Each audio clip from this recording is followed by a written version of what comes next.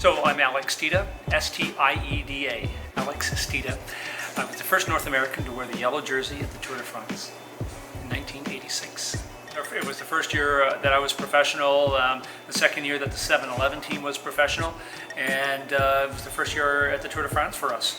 And we just really had no expectations to go into the race. We were just trying to finish every stage the best we could. And I was able to get into a solo breakaway, get some time bonuses after the prologue, and take the overall GC lead on overall time. So it was a pretty amazing moment. It's really an honor to be accepted into the Canadian Cycling Hall of Fame. I've dedicated my life to cycling really since I was a junior in 1977, and I still am involved in the sport today, helping out with our Juventus Cycling Club in Edmonton, Alberta. Also, I founded the Tour of Alberta professional cycling race 4 years ago, and we just finished the 4th year this year, just a couple weeks ago. So a very, very proud post-retirement moment for me was seeing the Tour of Alberta come to fruition. There's many people that helped me along the way. I don't, and it's hard to pick out one or two. One was Jocelyn Lovell.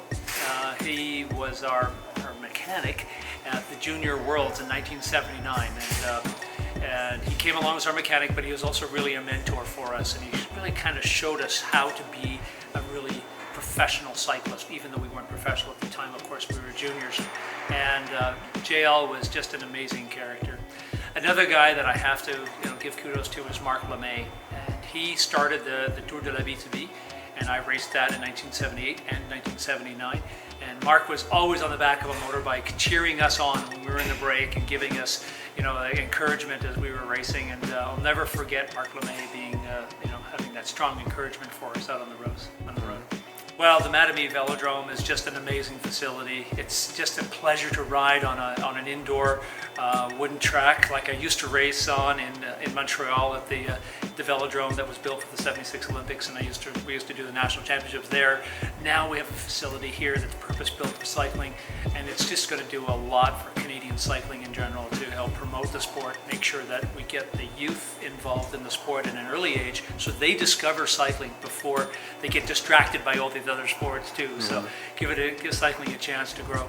Every great cyclist has started racing on the track, and having an indoor velodrome here, we'll have an indoor velodrome in Edmonton in 2020, just like this facility, and that just can't help but spawn more professional cyclists in our